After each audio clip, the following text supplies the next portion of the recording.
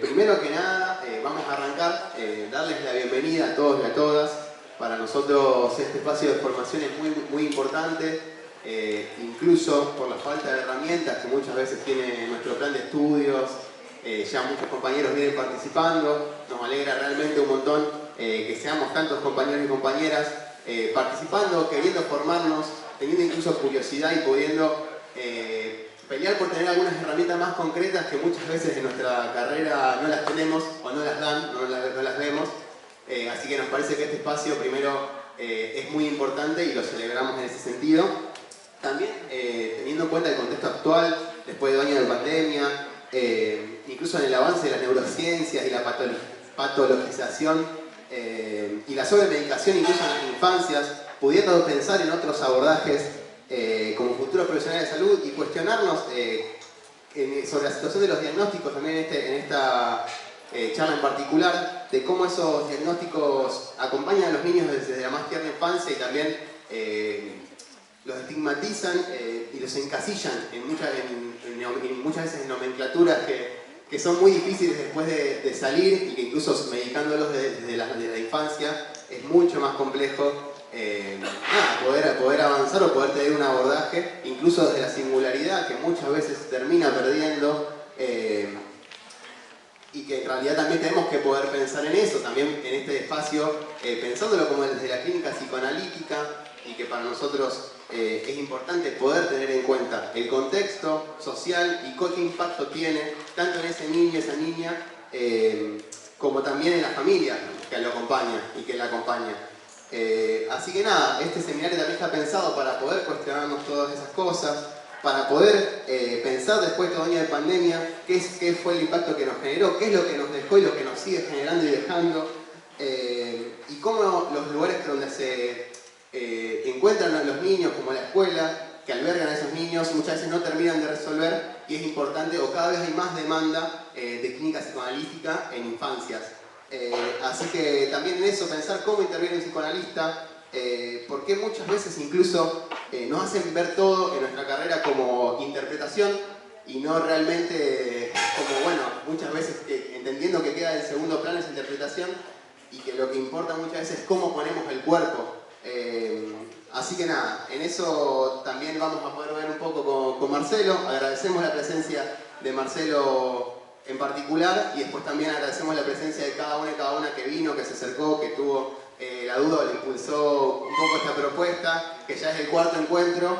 Celebramos de vuelta este encuentro y agradecemos muchísimo a todos y a todas por participar. Así que nada, muchas gracias.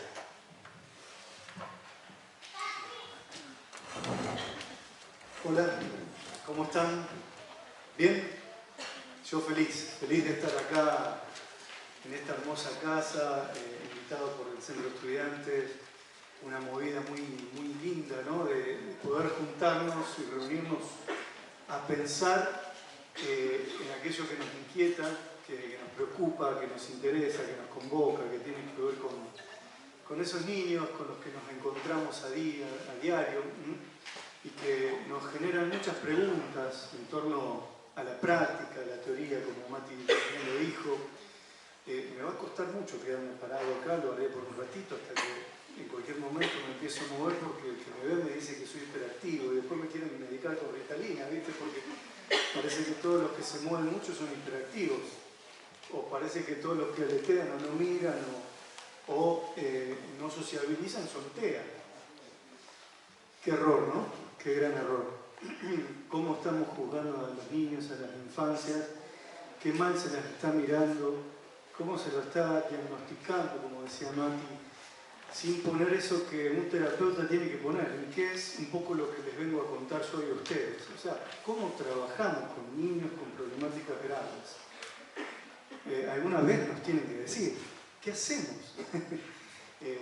A ver, podemos conocer las diferentes teorías, habernos leído todos los seminarios de Lacan, de Freud, pero ¿qué hacemos cuando estamos ahí con un niño que viene, que de repente le ofrecemos un autito, ¿sí?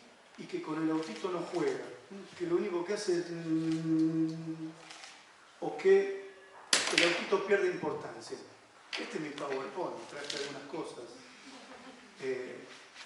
Ustedes piensan que si trabajo con niños tengo que traer juguetes, tengo que traer cosas de niños, ¿no?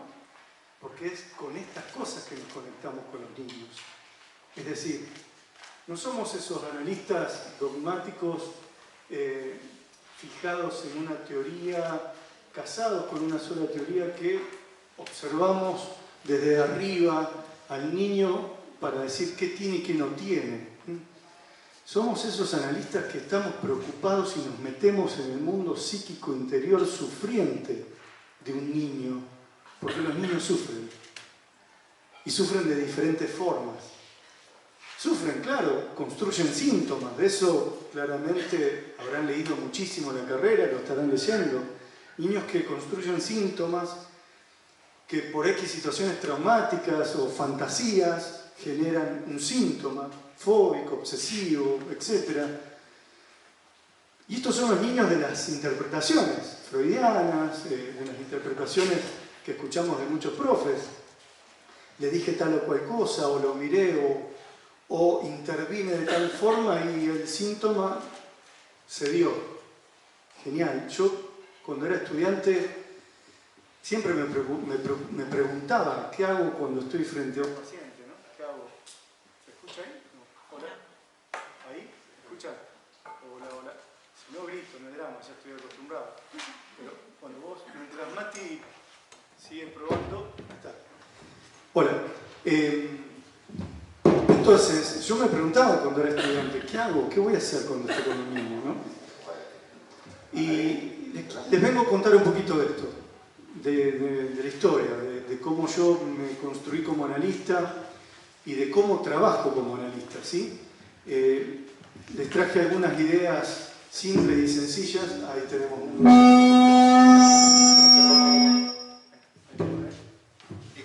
Estamos... ¿se escucha? ¿Puedo cantar? A ver ahí si me dejo. Sí. Ahora sí. ¿Hola? Sí. Ah. Estas cosas son reloj. ¿Hola? Sí. ¿Vieron cómo se sorprenden, no? Cuando pasa algo raro.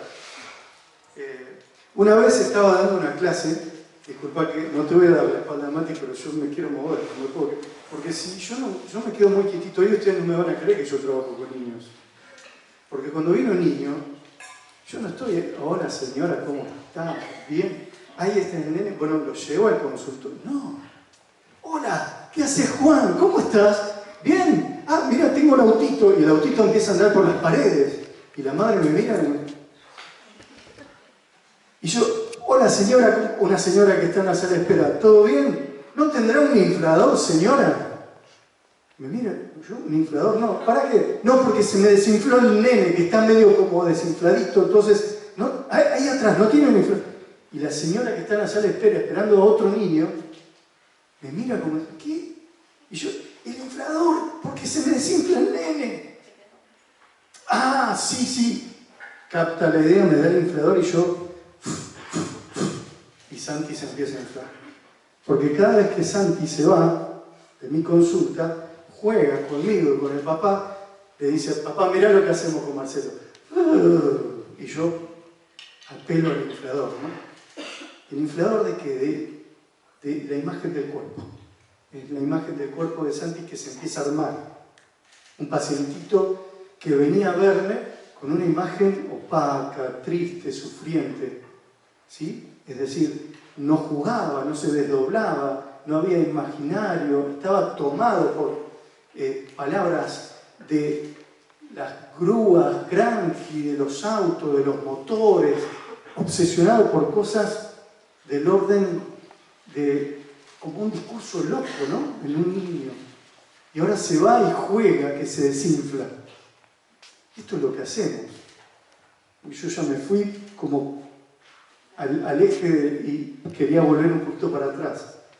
Pero, a ver, cuando yo era estudiante, yo nací en Firmat, una ciudad chiquitita, de acá a 100 kilómetros. ¿Hay alguien de Firmat? ¿No? ¿No hay nadie, pero? Mi abuela de Firmat. Tu abuela de Firmat, ¿viste? Siempre hay alguien de Firmat. Entonces está presente. Bueno, nací en Firmat y me vine a estudiar a Rosario, ¿no? Una ciudad chiquita, y vine a estudiar a esta gran ciudad y empecé a ver que las infancias no eran iguales, ¿no? O sea, yo, siendo estudiante, empecé a trabajar con niños en situación de calle. Me llamaba mucho la atención lo social, me deslumbraba lo social, me preocupaba. Luego al tiempo conocí a una persona con discapacidad, Hugo Perilli, y empecé a trabajar con él en el área de discapacidad, siendo estudiante, ¿está? Época del 97, por ahí, ya me empezaba a interesar por el autismo. Entonces me iba a la biblioteca a buscar material de autismo, ¿no? Había muy poco. Franz Stastin, Meltzer, Bion, Vick, eran postleinianos los que hablaban de autismo. Entonces llegó el momento de hacer las prácticas y, bueno, yo obviamente la decidí hacer en paidopsiquiatría con Gloria Noni, espero la hayan leído, una psicoanalista, una maestra que tuvimos aquí, genial. Hice la práctica con ella y después me quedé con ganas de volver a hacer, la volví a hacer a la práctica en otro lugar, porque me quería formar. Empecé a buscar instituciones que trabajen con niños con autismo y no encontrábamos niños con autismo. Eran 2, 3 en una institución. Era algo raro encontrar un niño con autismo.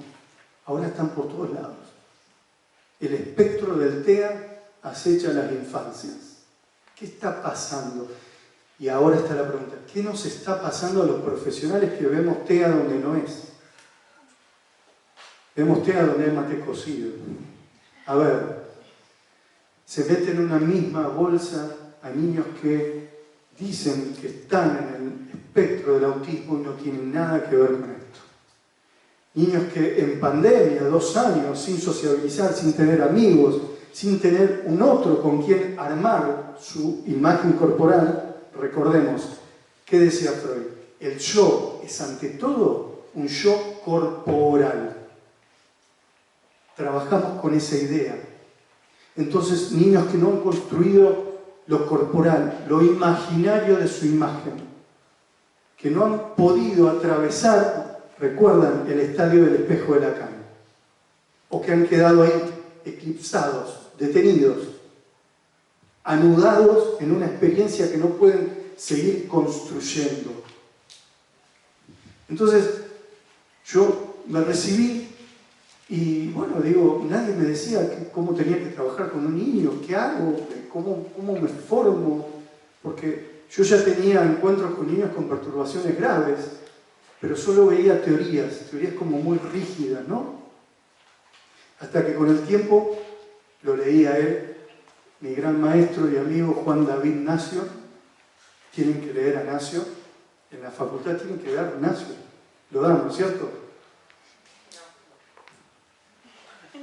Nacio Rosarino, nació en Rosario, se fue a Buenos Aires y allí se fue a estudiar con Lacan, es discípulo directo de Lacan, tradujo sus escritos y hoy en día es el psicoanalista más importante del mundo y vive en Francia. Tiene que estar dado acá en la Facultad Nacio. Sus textos son claros, simples, sencillos, porque yo llegué a leer Mi cuerpo y sus imágenes.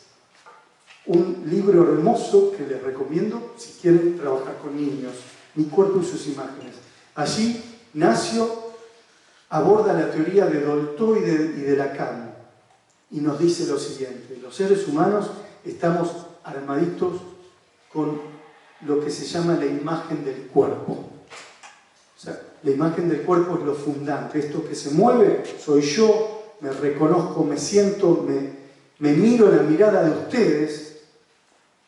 Si alguien arruga o no la cara es porque se entiende, no, yo me siento mirado, espejado por el otro. ¿Por qué? Porque he conformado lo imaginario.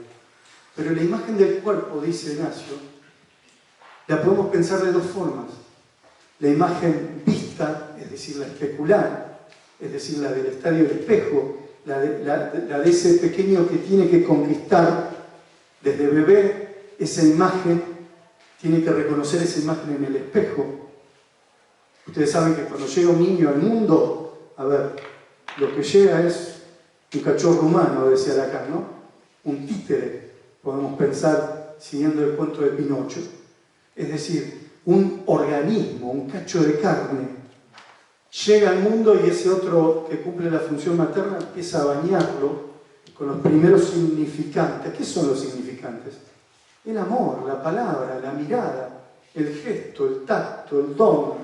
Esos son significantes que empieza a otorgar el otro materno, quien cumple la función materna, a ese organismo, bebé que llegó al mundo y que empieza a enlazar esos 3 nuditos mágicos que Lacan denominó real, simbólico, imaginario.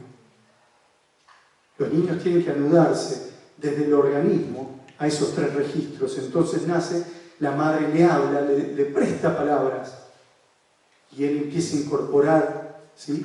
Empieza a entrar en la trama discursiva de quién de un otro. Entonces va introyectando el lenguaje, lo cual no es lo mismo que el discurso. Todos los niños están en el lenguaje, hasta los niños con autismo. Están en el lenguaje, pero no están en el discurso, en la reciprocidad. ¿Cómo estás? ¿Qué hiciste? ¿Vamos a jugar? No, están en lo discursivo. Entonces ese pequeño sigue creciendo y entre los 8 meses de edad llega a esa etapa tan importante, se topa con el espejo, el bebé ve su imagen en el espejo, viene el otro materno, mira la imagen del espejo y le habla a la imagen del espejo, no le habla al bebé. El bebé mira la imagen, mira a la madre y dice, ¿cómo? ¿Eso que está ahí afuera soy yo? Lacan decía, jubilosamente el niño reconoce su imagen en el espejo. Tolstoi decía, no, es traumático eso. Hay que salirse de ese narcisismo puro, ¿no? De ser el rey, su majestad el rey, ¿no? El bebé. La teta y él es todo. Ahora tiene que entender de que su imagen está afuera, en el espejo. Muchos niños quedan atrapaditos ahí, ¿se entienden? Muchos niños quedan coagulados en esa imagen. Muchos quedan atrapados en ese real del organismo, en ese goce. Le das un objeto y el objeto pasa a ser parte del niño. Goce, real. Es decir, lo digo de este modo, lo he aprendido a decir como más fácil. ¿Vieron esos tornaditos que se arman remolinos en los campos, chiquititos? Me hace recordar a muchos niños que vienen a verme, porque son como tornaditos que si vos le das un objeto, el objeto pasa hacia adentro. ¿Vieron que los tornaditos tienen como esa fuerza centrífuga hacia adentro? Tenemos herramientas para diagnosticar a los niños. Diagnosticamos, pero no del modo en que lo hacen los testistas. Es decir, te administro un test, veo si cumplimentás tal o cual cosa, si haces o no tal otra, y en base a lo que pase, el test me dirá lo que sos. ¿Por qué el test me dirá lo que sos? Si yo puedo percibir en el niño lo que le está sucediendo. Entonces, lo que yo aprendí desde estudiante a esta época es a usar mi propia imagen corporal, a usar mi propio don de analista, mi tiempo de analista, la observación y mi sentimiento de analista. Marcelo, pero los analistas no ponen en juego el sentimiento. ¿Cómo que no? ¿Cómo que no? Pero es un sentimiento diferente. Uso mi propio inconsciente instrumental, que está conformado por la teoría, por el tiempo de práctica y por mi análisis, para entrar en el mundo psíquico de ese niño y desde allí rescatarlo para construir otra cosa diferente. ¿Se van entendiendo estas ideas? Entonces, vamos a ir viendo cómo observamos, cómo utilizamos esas herramientas para comprender, diagnosticar desde la imagen del cuerpo a los niños. Diagnosticamos a través de la imagen del cuerpo. Es decir, hay niños que llegan, les decía, toman el objeto y el objeto pasa al interior.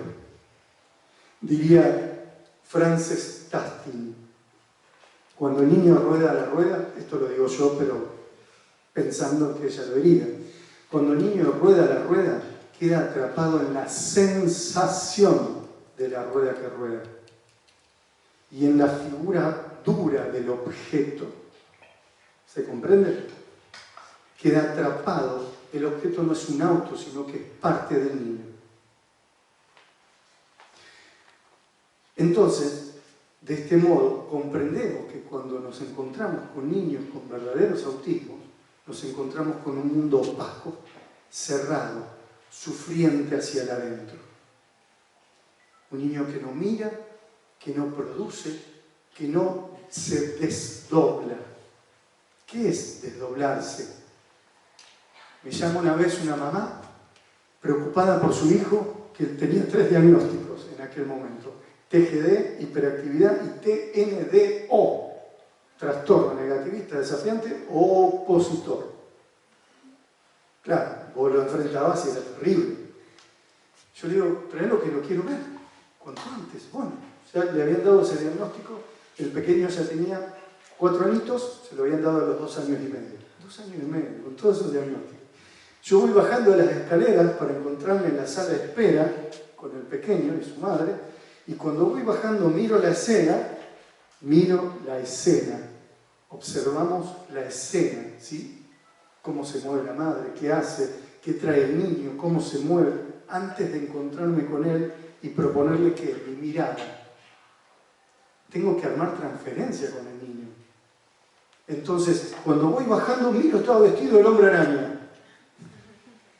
Digo, uy, el hombre araña. Yo iba bajando, a la madre ni bolilla. La madre había dicho, qué respetuoso. ¡El hombre araña! A mí me interesa el niño, conectarme con el peque. Digo, yo soy el hombre araña. Uy, no, pará que saco mi espada. Saqué mi espada, digo, jaja, ¿y ahora? Y el pequeño empezó a tirar telaraña. Entonces yo, cortando las telarañas en la sala de espera. Pasaba la gente, ¿y este quién es? El psicólogo. ¿O no? Ustedes pretenden, hola señora, ¿cómo está? Ah, vos sos Tomás. ¿Cómo estás, Tomás? Vamos a jugar. Dale, Tomás. No, yo quiero... Ignacio dice algo lindo, cuando para trabajar con adultos es muy importante la primera entrevista. Para trabajar con niños también. Si vos en la primera entrevista con un paciente le hiciste una devolución que lo dejó como tambaleando, pensando el semblante, ¿sí? Saber ocupar ese lugar, el paciente vuelve. Y ahí se arma ese vínculo tan fecundo llamado transferencia. Con los niños es igual. Entonces saco la espada y empieza. Inmediatamente pienso en mí y digo, todo esto diagnóstico y el pibe ya está jugando. Se está desdoblando, porque es el hombre araña. Entonces digo, ¿querés seguir jugando? Es tu mamá, ¿no? Hola mamá, ¿cómo estás? Mira, arriba tengo superhéroes que son terribles, no le vas a ganar. Sí, yo le voy a ganar, ¿a qué no le voy a ganar? ¿Que no? Sí, dale, vamos arriba. Se pone, saca del bolsillo la capucha, era el hombre araña negro. Jugamos, se fue del consultorio con la araña pegada, porque resulta que el traje no tenía la araña, entonces la dibujamos, se la pegó, se fue, genial. ¿Qué le pasaba a este pequeño? En la siguiente consulta habló con los padres estaban separados, una parejita muy joven, ¿sí?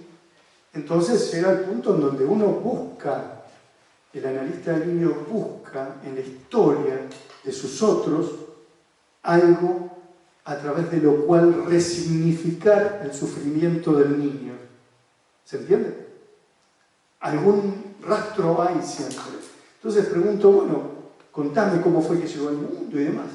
Y la madre se le empiezan a caer las lágrimas y dice, mira, lo voy a contar acá, nunca lo conté, pero la verdad es que yo no quería quedar embarazada porque estaba estudiando y no podía, y yo quería seguir estudiando, pero quedé embarazada y me costó muchísimo. Y me sentí culpable, aparece la palabra. Me sentí culpable. El ex marido la mira así como diciendo, no sabía nada, nunca lo dijiste. No, lo estoy contando acá. ¿Qué hace un analista ahí? Ah, bueno, cambia de tema. No, se mete en la profundidad de la angustia para desde ese lugar poder sostener algo de lo insostenible, del dolor. ¿Está? No tengan miedo a rastrear en la angustia del otro materno, del otro paterno, ¿sí? Porque muchas veces yo escucho de que hay analistas que no indagan demasiado en la historia. Y ahí nos perdemos de situar muchas cosas del malestar del niño. Hay un libro de Maud Manoni, que se llama El niño, su malestar y sus otros. Librazo, léanlo. Entonces, le digo, pero ¿cómo? ¿Qué pasó? Y sí, después, bueno, yo con el tiempo traté de aceptarlo, pero iba y venía, hasta que cuando tuvo 2 años y medio, la fonoaudióloga me dijo, tiene TGD. Y ahí dije, era culpa mía, tenía razón. La fonoaudióloga no había escuchado el discurso de esta madre y lo diagnosticó por las características del niño. ¿Está? El diagnóstico generó una sentencia que afirmó, escuchen esta palabra, la fantasmática inconsciente de la madre. La madre ya se venía sintiendo culpable, ¿sí? ¿Recuerdan? El diagnóstico afianza ese sentimiento de culpa y la madre se hiperculpabiliza. Desde ese momento, dice la madre, me volví una mamá obsesiva. Entonces googleaba todo para que él haga y aprenda. Entonces lo empezaba a volver loco con cosas y me volvía obsesiva. Yo tomo apunte de esa palabra. Esos son los significantes que estamos a la casa, ¿no? Cuando escuchamos esas palabritas que nos llaman la atención, ¿no? Y que podemos de algún modo después encontrarlas en el niño. Entonces yo escuchaba, me sentí culpable, me sentí obsesiva, me volví obsesiva. Entonces termina la consulta y se van los padres. Pero bueno, yo como todo analista de niños, trabajo con escuela. Un analista de niños tiene que estar en contacto continuo con la escuela, con las maestras, ¿sí? Con todos los equipos que están trabajando con un niño. No tenemos que trabajar aislados. Ojo con eso. Siempre en contacto permanente. Entonces a la semana voy a la escuela, ¿sí? Porque era un niño que tenía problemas, estaba en preescolar ya. Llego, me reciben los directivos, me dicen, bueno, ahora vamos a llamar a la maestra, esperar acá, me quedo sentadito ahí yo, con el maletín, ¿sí? Como Matías, estaba así, sentadito, y recuerdo como si fuera hoy, se abre la puerta, ¡fum! Y entra la maestra. Grande la maestra. Yo estaba ahí como Matías, pero más agazapadito, hacía frío ese día, y entra la maestra y me produjo como una cosita, ¿no? Se sienta delante mío, me tira una carpeta y me dice, bueno, decime que tiene el nene. Yo la miro y le digo, me parece que el nene no tiene nada. ¿Cómo no tiene nada? ¿Cómo si no está aprendiendo nada? Tiene problemas de todo tipo, no se queda quieto. Yo hago un círculo para que ponga los 10 caramelos y no lo sabe poner. Entonces lo dejo cuando salen los compañeritos del recreo, lo dejo adentro porque yo soy una maestra muy obsesiva. ¿Recuerdan? ¿Ven cómo pesquisamos estas cosas? Ah, ¿por qué le digo sos obsesiva? Y porque quiero que mis alumnos pasen bien a primerito, que estén informados y esto y que lo otro, y yo me preocupo. Ah, y en ese instante entendí lo que le pasaba al peque. El peque se sentía perseguido por esos otros que le imponían cosas continuamente, entonces él no tenía forma de protegerse más que a través de un problema de conducta. ¿Entienden? Cuando le cuento a la maestra la historia, no porque uno es chismoso, porque uno quiere historizar al pequeño con el que trabaja. Porque no sirve decirle a la maestra, tiene tal característica, entonces hace tal y tal cosa. No, lo historizo. Le ayudo a entender el porqué del sufrimiento del niño. La maestra me dice, oh, ahora entiendo, dice. Pudo comprender, cambió su postura, cambió la posición, el niño, ¿sí? Se dio en su sintomatología. Pero nos encontramos con niños que no hacen síntomas como este pequeño, sino que yo lo he visto a lo largo de mi carrera, lo empecé a visualizar de otro modo. Hay niños que construyen síntomas, otros problemas de conducta y otros que hacen experiencias de nudo. ¿Lo escucharon alguna vez así? Es como muy simple, pero a su vez no. No le voy a dar ningún concepto raro como objeto A ni nada de eso, sino experiencias de nudo. Hay niños que hacen experiencias de nudo. Esto es un nudo de un árbol. ¿Sí? Esto es un nudo de hongo de Xiao Xiao, para ser más específico. Este honguito me ayudó a entender la forma en que muchos niños construyen su experiencia. Es decir, yo una vez fui a Bariloche, hice el circuito chico, termino el punto panorámico, ¿se acuerdan? Se ve el Xiao Xiao y ahí me quedo un rato. Cuando me voy, me dijo, papá, comprame algo. Bueno, voy del puesto artesano, le compro una artesanía y le digo al artesano, dame ese reloj de madera. Y el artesano me dice, sí, te llevas un lindo reloj de Xiao Xiao. Yo lo miro y le digo, no, es madera. Xiao Xiao, madera. Xiao Xiao, me estás tomando el pelo, esto es madera. No, dice, pará, dice, es madera de hongo de Xiao Xiao. Quiero que retengan este concepto estudiantes de psicología, para que puedan comprender la complejidad que reviste el autismo a través de una experiencia entre un hongo y un árbol. ¿Está? Si se levantara Freud, diría, ¿y esto, Rocha? Y bueno, hay que seguir pensando, ¿o no? Y de modo facilito me parece que es mejor. A ver, bueno, eso se lo diría a Lacan, no a Freud. Y Lacan me diría, tiene razón. Tengo unas anécdotas que bueno, no se las voy a contar. De Nacio con Lacan. En otro momento se las cuento.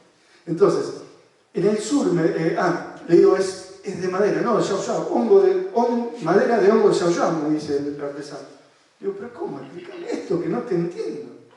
Dice, ¿viste estos árboles que están acá atrás? Dice, sí, son notofagos, árboles ancestrales que son parasitados por un hongo llamado Xiao Xiao. Cuando me dijo parasitado, digo, ustedes se acuerdan que la teoría freudiana nace de una idea del parasitismo psíquico. La histérica sentía un parásito en su psiquismo que después lo convertía al proceso de conversión. Entonces me llama la atención, ¿cómo? Dice, bueno, resulta que los hongos vuelan a través de las esporas, ¿sí? Y encuentran una herida en el árbol, piensen que este es el árbol, ¿sí? Pensemos que es el árbol, ¿sí? Encuentran una herida en el árbol, se meten en la herida, el árbol reconoce la herida, ¿sí? Y la expulsa y arma un nudo. ¿No vieron acá la teoría de Freud? La teoría de la defensa de Freud. Yo le digo, Freud, ¿quién me dice el tipo?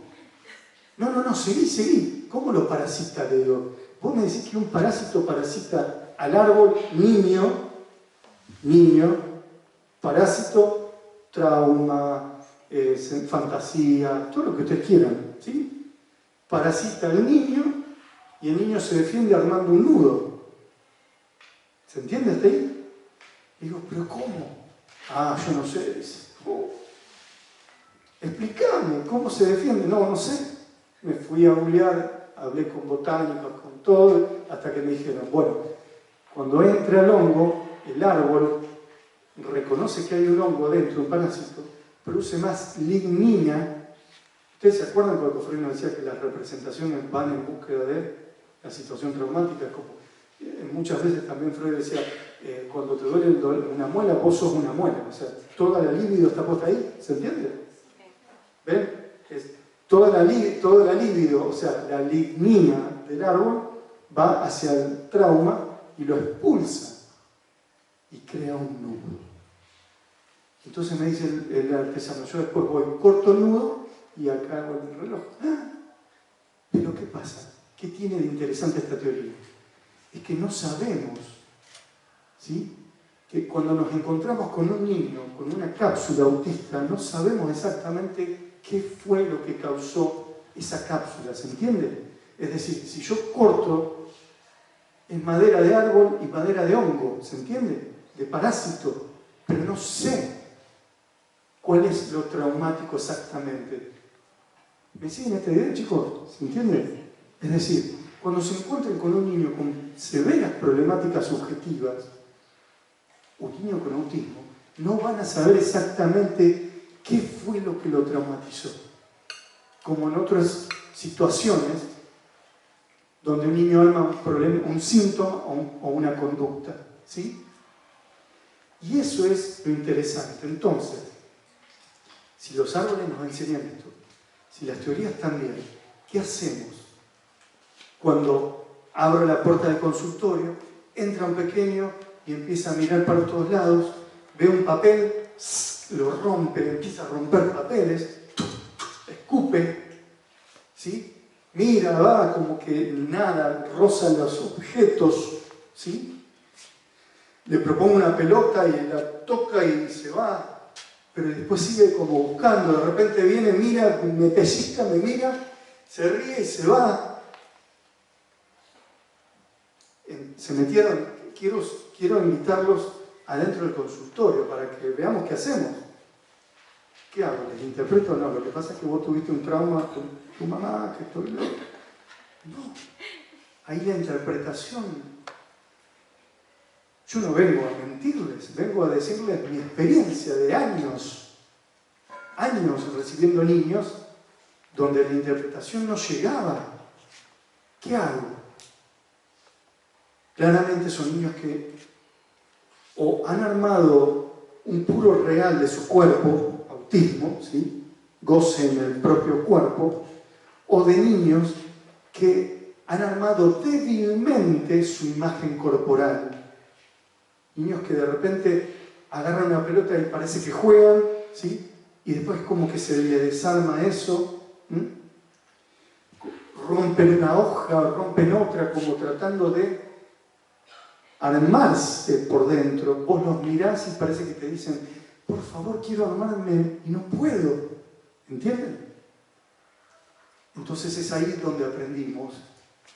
Y esto también es gracias a otro amigo y colega maestro que es Esteban Levin, lo habrán leído, que él nos dice cómo laburar. Donamos aquello propio para que el niño pueda construir algo que no ha podido. Es decir, nos metemos en esa experiencia sufriente para crear algo distinto allí, donde no hay nada. Entonces nos encontramos con agarrar un títere y empezar a hablarle con un títere. ¿Por qué? Porque cuando yo fui a buscar a este otro pequeño, Mauro, la madre me llama porque estaba preocupada porque él iba a la escuela y se metía abajo de las cortinas, ¿sí? en su pupitre, se metía abajo de las cortinas y ahí quedaba, 8 años. Mauro vivía como en un mundo autístico realmente, porque escapaba a todo tipo de relaciones sociales y demás. Entonces el primer día, esto yo les hablo porque bajaba una escalera, porque yo trabajaba en un consultorio en un primer piso, el primer día que lo fui a recibir a Mauro, cuando voy a bajar, lo veo y estaba agachadito, ¿sí? Balanceándose y la madre enfrente. Entonces voy a la sala de espera y le digo, hola Mauro, sos vos, ¿cómo estás? Yo soy Marcelo. Traje un autito, nada. De repente pasaba el tiempo, pasaban las consultas, yo bajaba, no quería subir nada, estaba ahí como estancado en la silla, ¿no? Amarrado a la silla. La madre me miraba, pasaban las consultas, yo bajaba y todo en la sala de espera. Nada había pasado todavía en el consultorio. Hasta que en la 4ª sesión yo me encontraba solo en el consultorio y digo, ¿qué hago? Porque Mauro no me mira, pero yo digo, Mauro no me mira a mí. Entonces, no era sino un danonino, ¿se acuerdan de los danoninos? Se asoma el danonino y dice, hola Mauro, ¿cómo estás? Vamos a jugar, dale, ¿querés jugar conmigo? Y por primera vez escuché unos pasitos. ¿Ustedes saben cómo se me puso la piel de gallina en ese momento? Unos pasos que se dirigían hacia mí. Miren qué acto analítico ¿no? Es decir, armar algo del orden de la conexión donde no la hay. Entonces acepta subir a través del títere. Obvio, esto no es un método, no lo vayan a hacer el día que un paciente no les da bolilla a ustedes. Porque una vez lo quise hacer con otro pequeño, con un dragón, y el dragón quedó sin boca. ¿Está? Yo antes, cuando era estudiante, tenía el pelo largo hasta acá, y yo, ¿cómo lo extraño? Y bueno, los mechones de pelo, todo también por una intervención. Pero ahí está, ¿no? Ahí está. Más allá de lo que nos pueda pasar o no pasar, nosotros siempre sostenemos el deseo de estar ahí. ¿Se entiende? Entonces, el día que estén con un niño con problemáticas subjetivas graves, no se angustien. Se van a angustiar. Angústiense, pero no se dejen doblegar por la angustia. ¿Está? Esa es la castración, la angustia de castración que sentimos ante lo imposible, ante lo diferente. Trabajamos con niños con problemáticas subjetivas graves y con discapacidades. Nosotros no trabajamos para curar la discapacidad de nadie.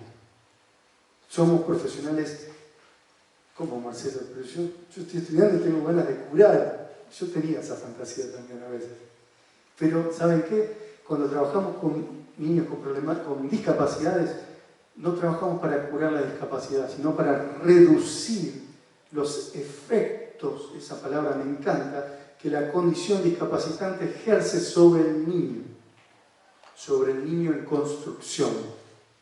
Porque vuelvo hacia atrás y les recuerden de que el niño tiene que construirse un cuerpo, y al construirse el cuerpo, arma su yo. Resulta que esa construcción tiene que ver con lo que conocemos como subjetividad. La subjetividad es eso, es lo que se construye, lo que se constituye, a diferencia del desarrollo. El cuerpo se desarrolla, nace, crece y perece, pero la subjetividad se constituye, se anuda, se hilvana, se deshilvana, se vuelve a hilvanar. Eso es lo lindo de la subjetividad. Y ustedes se pueden preguntar, ¿pero qué es la subjetividad? Porque todo el mundo dice subjetividad. La subjetividad humana es lo que la raíz a una planta. Yo me la revolé con el tema de la botánica y todo esto, porque sí. Y las cosas que estoy descubriendo, hay un hongo que se llama rizotomia, que ataca a la raíz de la planta y la marchita, ¿entienden? Yo creo que hay muchos niños que sufren de rizotomia, es decir, que son atacados en su subjetividad, no en su desarrollo, ¿me entienden, no? Pero ahí están los diagnosticadores que ven, si este niño no llegó a cumplir este hito del desarrollo, está mal. Y no es así. Y no es así porque la subjetividad se anuda. Es por eso que quedó anudado un juguete. A ver, no es por nada. A ver. Los niños son rizomáticos. Esto es un rizoma, ¿ven? Un rizoma no es una raíz. Habrán leído Deleuze y Guattari. Rizoma. ¿Cuántas cosas que dice ahí? Los niños son rizomáticos porque el rizoma es fecundo, es fuerte, crece hacia los costados, hacia arriba, hacia abajo, y crece armando nudos. Cada nudo es una experiencia que el niño atraviesa, y al atravesar una nueva experiencia se construye en una versión renovada de lo que es. Y cada experiencia, diría Ignacio, está atravesada por la sensación de castración. 4 niños jugando en una plaza, 5 años, de repente uno le dice al otro, préstame la palita, bueno, te la presto, y vos, préstame el auto, no te lo presto, y le tira el auto por la cabeza. ¡Ay! Qué angustia de castración esa, ¿no? Me miran como diciendo, pero eso es una castración. Y sí, también, ¿por qué no? Lo podemos pensar de ese modo. Yo aprendí a quitarle el dogmatismo a algunas teorías, porque si no, no me sirven para pensar a los niños, ¿me entienden?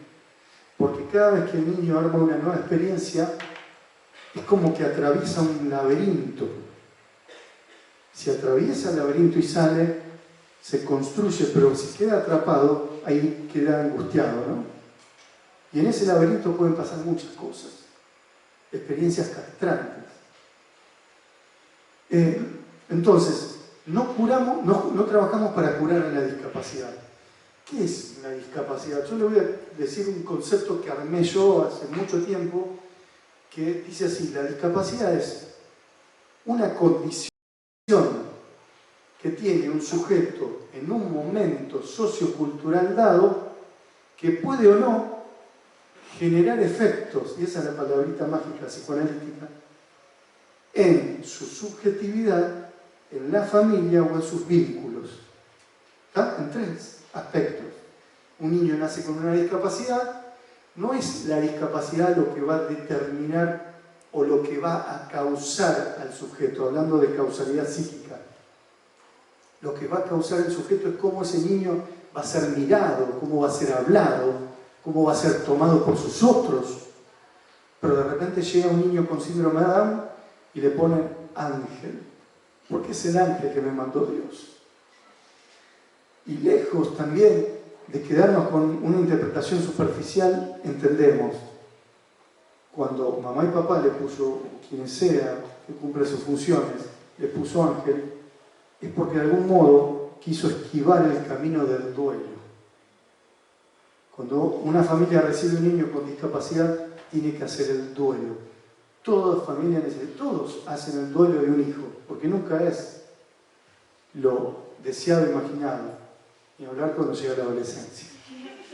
Ahí, bueno, dirá mi amigo Lutero, ¿lo conocen? ¿Lo han leído?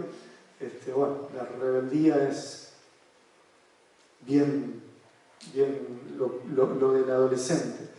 Entonces, esos padres que no han hecho el duelo pueden hacer el camino sustitutivo de decir, ay, es un ángel, no hacen el duelo. Entonces el niño queda atrapado, signado, significado como el ángel del otro. Y los ángeles son buenos, los ángeles no tienen sexualidad. ¿Me siguen? Entonces un niño va creciendo con esa fantasmática, ¿se entiende lo que es la fantasmática? La fantasía, lo que no se dice, y esa fantasmática la acompaña al niño construyéndolo de ese modo. Entonces tenemos un niño de 9 años con síndrome de Down, Mili, me acordé de Mili, Milagros, ¿tá? Se llama. Estoy en mi consultorio, trabajamos muchos terapeutas, ahí son como 4 consultorios diferentes, y estoy con un pacientito y por ahí ¡pum!, entra Mili, mira para todos lados, para atrás, sale corriendo y se mete detrás del diván. Yo estoy con el pacientito y digo, hola, ¿vos quién sos? Entra corriendo la terapeuta atrás, Mili, te dije, vamos, y empieza los tironeos. ¿Qué pasa acá? No, esta Mili que se me escapa, perdón Marcelo, disculpa. ¿Qué hacemos como terapeutas? ¿Salí que me rompes en el cuadre? No. Hacemos prácticas rizomáticas. Me anudo con el trabajo de ella. Los pacientitos de ella juegan con los míos. Salgo, interactúo con mis colegas. Esto no nos enseñaron en la facultad. Por lo menos a mí no me lo enseñaron. Yo tuve que aprender solo. Tenía miedo. Digo, ¿estará bien o estará mal? Está re bien. ¿Por qué? Porque de ese modo armamos rizoma con colegas, con otros pequeñitos, armamos comunidad. Y eso es terapéutico. Y ahí armamos cosas que de otro modo a veces no acontecen. Entonces entró Mili, mi pacientito, que encima tiene ciertos problemas fóbicos y digamos, de no relacionarse con otros, se empieza a hacer así, digo, tranquilo, me pongo yo ahí, digo, vamos a ver qué pasa acá. Y me acerco, Mili, ¿te podés ir? Y Mili me mira y yo cada vez que le digo, ¿te podés ir? No, y se pone más dentro. ¿Qué observo? ¿Qué observo? Ustedes ya se dieron cuenta. Yo le dije, vamos, y te redobla la apuesta. Desafiante. Claramente es una rebelde terrible. Milagros ha sido tomada como esa bebé, esa niña eterna. Entonces pasa la primera consulta hasta que la terapeuta se la llevó de los tirones. En la segunda consulta que estoy con mi pacientito, ¡pum!, de vuelta a mí. Mili entra ahí, la terapeuta, a ver Marcelo, perdóname. Y esta vez, no sé, me surgió y digo, Florencia, ¿qué te dije? A la terapeuta. La terapeuta me mira así, que sea la última vez que te veo entrar a mi consultorio, porque le voy a decir al dueño del lugar que te rete y que te saque de acá, porque, ojo, cuidado, Florencia. Le pegué un grito, que se asustó Florencia, me miró, captó la onda, y dice, ay Marcelo, perdóname, no lo vuelvo a hacer nunca más, tranquilo. Y ahí se veía que Mimi ya se dio. ¿Entienden? Esto son las prácticas rizomáticas. Esto es parte del consultorio. Yo vine a abrirles el consultorio a ustedes para mostrarles que a veces también recibo niños o jóvenes con discapacidades que no producen, que no hablan, que generan como una nada, ¿no? Un aburrimiento, un abatimiento. ¿Y qué haces? ¿Interpretás? Ajá, no, ¿qué haces? De repente, no sé, saco un robot con una pila. Uy, se le gastó la pila, me acompañás, vamos al kiosco a comprar la pila. Entramos al kiosco y este adolescente dice, me das una pila, le hablan al kiosquero y ahí se arma algo diferente y cuando volvemos ya no es lo mismo. ¿Entienden? ¿Por qué? Porque trabajamos también a través del concepto de lazo social. El adolescente y el joven con discapacidad muchas veces queda por fuera del lazo social y eso produce más, de algún modo, empobrecimiento, discapacita mucho más al joven.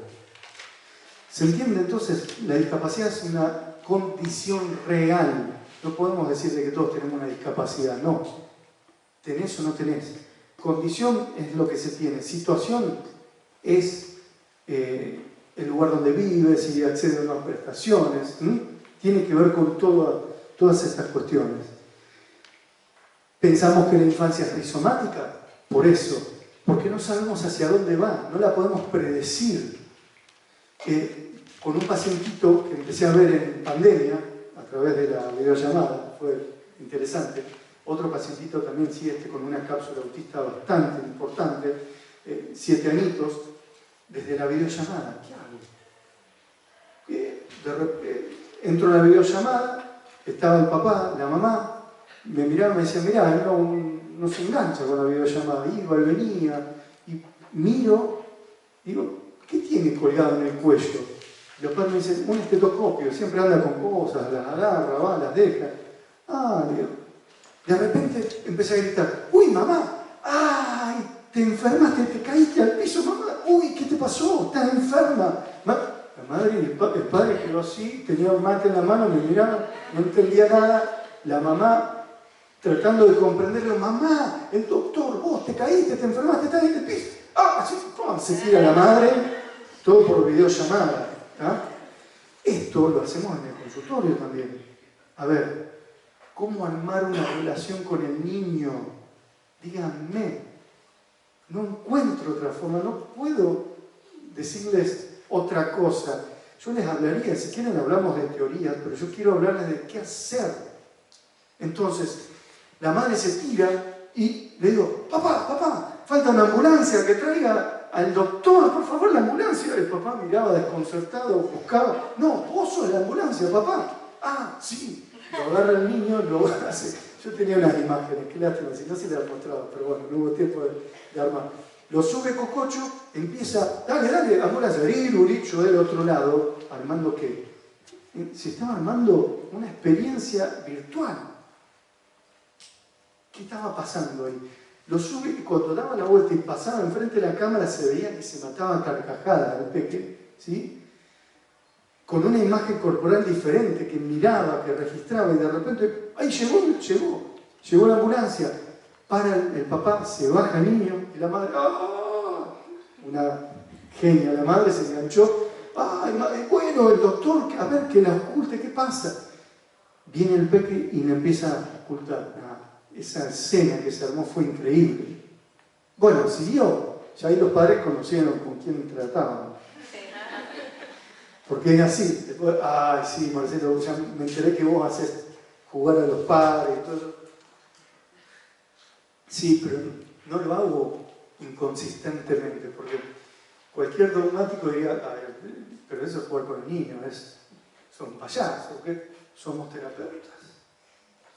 Y lo defiendo muchísimo, esta postura, esta posición, porque créanme que he trabajado y me he encontrado con niños con problemáticas de todo tipo, parálisis cerebrales, diferentes tipos de perturbaciones psíquicas, y esta fue la forma en que aprendí a conectarme con ellos. Por eso vengo a contarles eso, hasta que un día los padres me decidieron venir a ver porque se estaba levantando un poco la pandemia y alquilé una casita acá en Roldán y la armé como consultorio. Entonces llegaron. Cuando entraron, yo ya tenía todos los juguetes, todos preparados ahí como en el living. Entonces le empiezo a ofrecer al niño, agarraba la pelota, la tiraba, yo venía con mi guitarra. Las músicas, ¿cómo nos vamos a meter una guitarra en el consultorio? Tengo experiencias de niños que armamos cosas con la música, ¿no? Porque se conectaban con la música. Tenemos dentro de la cajita de juego, lo que sea, pongamos instrumentos. Entonces, bueno, le ofrecí, al niño no se conectaba con nada, agarró un rompecabezas, empezaba a armar, subía una escalera, bajaba, pasaron 10 minutos, el niño empieza a hacer como una crisis, digo, sonamos. Empieza a hacer una crisis, le agarra la mano a la mamá y la empieza a tironear para irse. Me mira la madre y dice, 250 kilómetros hicimos, Marcelo, ya nos tenemos que ir.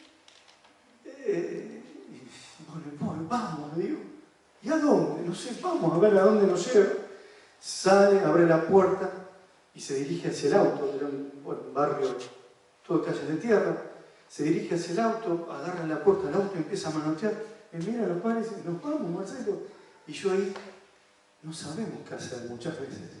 Nos pasa esto, pero del no saber algo acontece. Me acerco al niño, veo que el vidrio del auto estaba todo lleno de tierra, dibujo un redondel, le hago unos ojitos, el niño me mira, me agarra la mano y sigue dibujando conmigo. Miren lo que hacemos para lograr esa transferencia.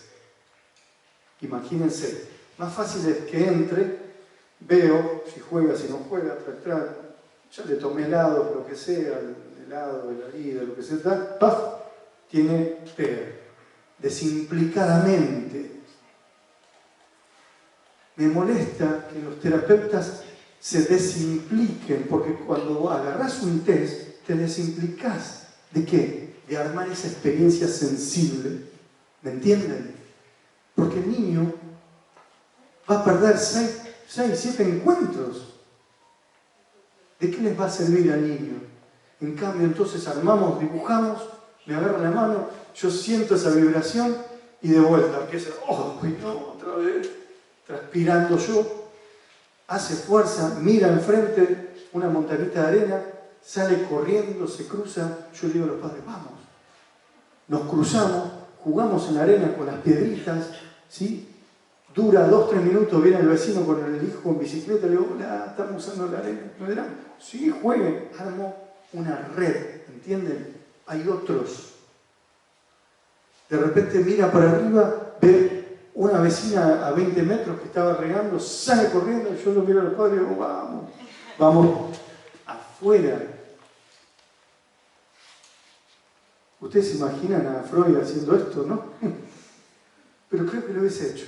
Estoy convencido que sí, porque él se iba a dar cuenta de que el niño que no conformó, que no armó su imagen corporal, es un niño que no puede decir yo estoy bien, vos, yo, tú, él, porque está en un puro yo. ¿Me siguen? Y el yo, tú, él se arma a través de la red, de la comunidad, de otros. Llega, le agarra la manguera y empieza, llego yo detrás y digo, ¿te podemos ayudar a regar? Le pongo palabras a la situación. Me mira y me dice, sí, bueno, dale. Regamos y aparecen vecinos diciendo, che, yo quiero que reguen también. Esto. Se arma algo. Ven, una práctica rizomática. Empezamos dentro del consultorio, seguimos en el auto, y eso no sabía que iba a ir hasta ahí.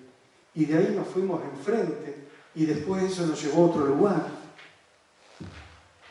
¿Qué fue lo más fecundo que ayudó al niño a armarse? Todo. Los nudos, los anudamientos de todas esas experiencias. ¿Se entiende? De ese modo trabaja un analista con niños con perturbaciones graves. De ese modo donamos aquello que el niño no ha podido construir.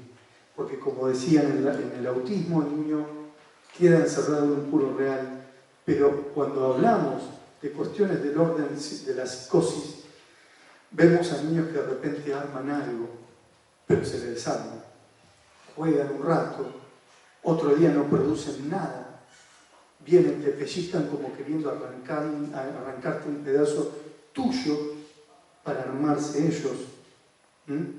¿Me siguen la idea? Ahí tenemos a los niños que entran dentro del campo de la psicosis, lo cual no significa que sean, lo sabemos, porque todo está en construcción.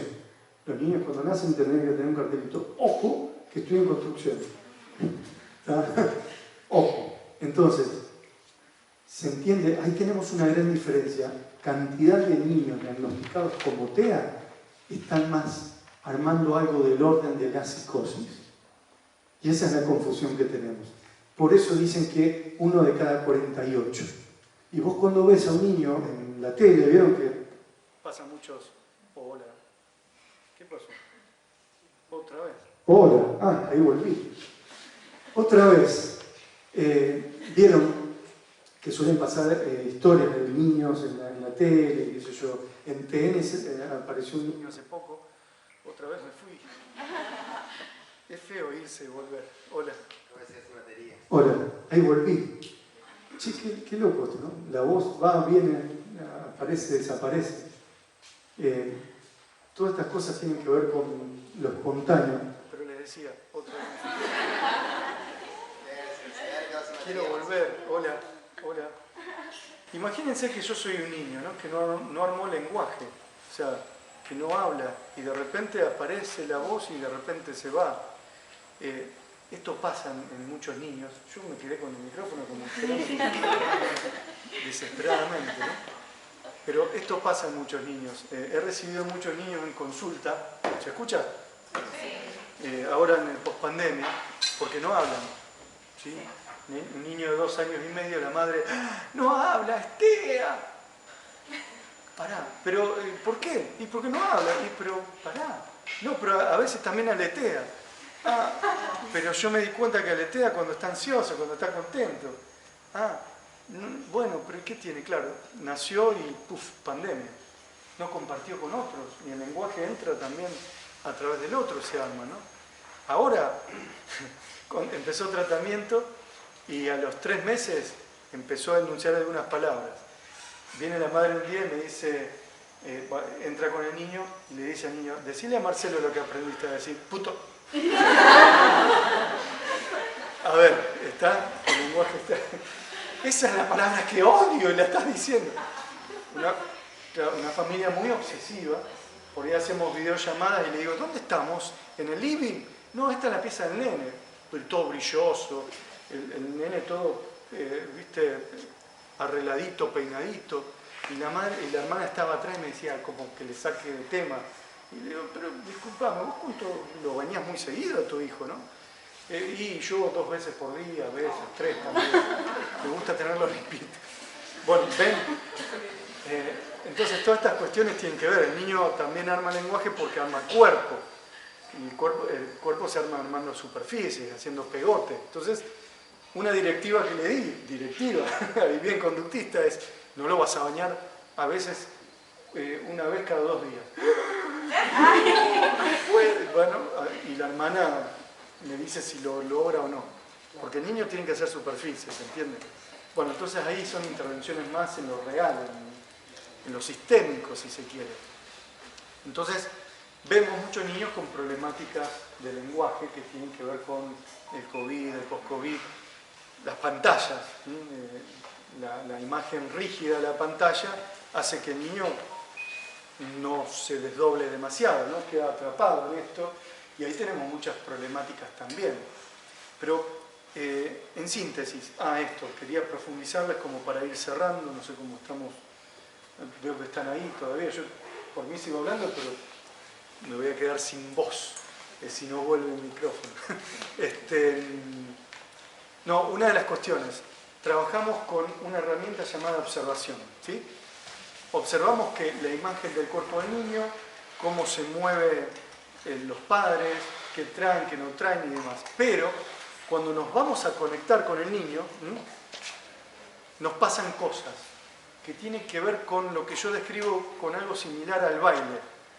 Si vos estás bailando, no sé, tenés que bailar cumbia o tango, lo que sea, con alguien y fea, vos sentís que no estás armonizando, ¿no es cierto?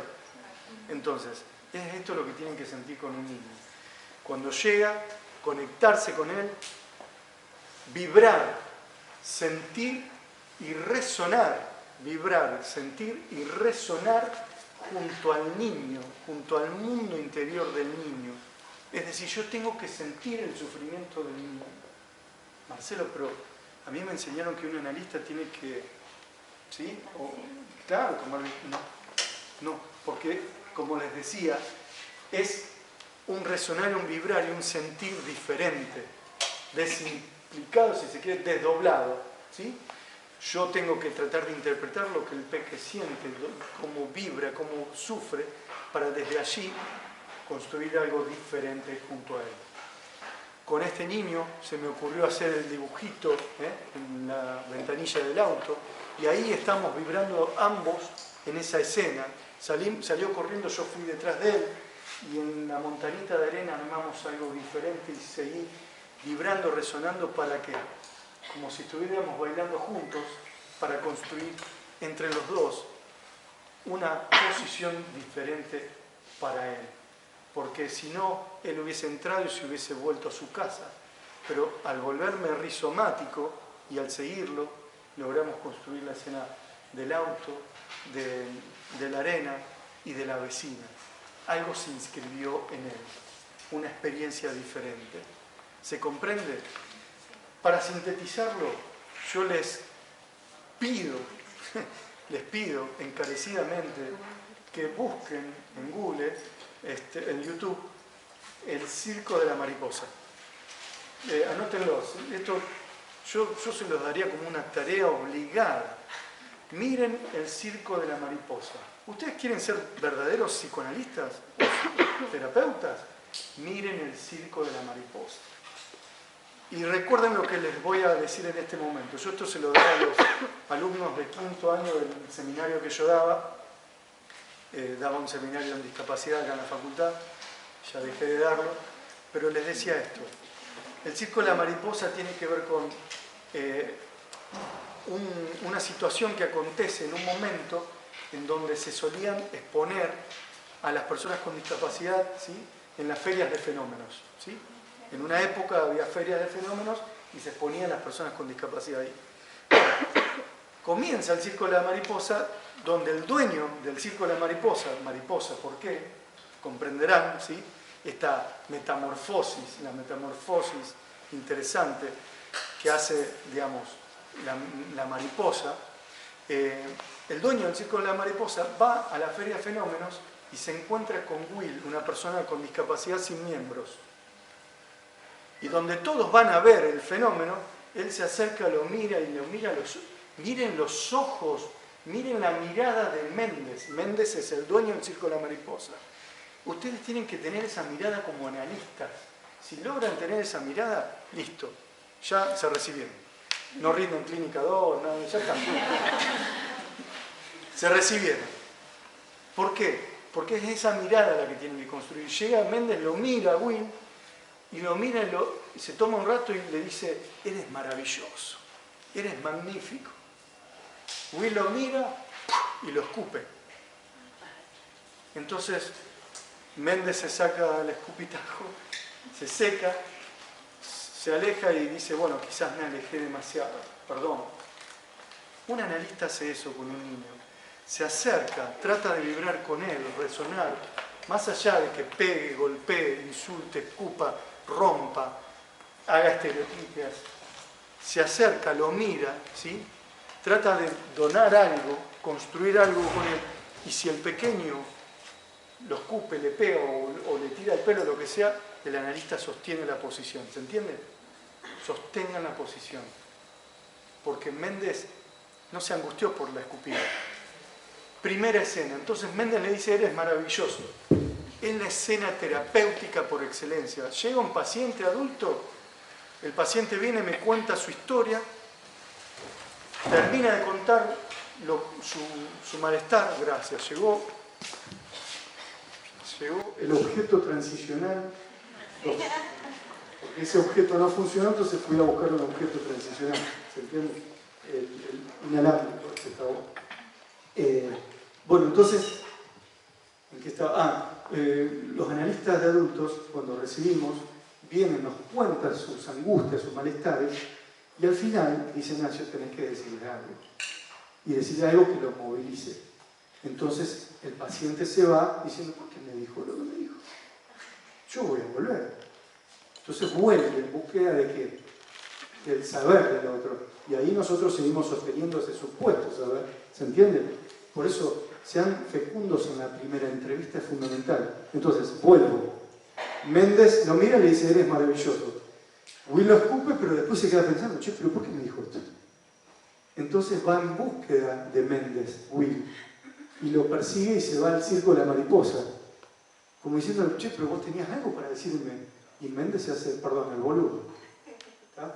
Entonces le muestran y le dicen, mirá, ese que aprendió a hacer tal cosa, y vos nada. Y ese que salió de la nada, y mirá todo lo que hace, un trapecista, y vos nada. Y Will, pero ¿por qué me dice eso? Es lo que hacemos con un paciente adulto. Le esperamos un tiempo para decirle lo que le tenemos que decir.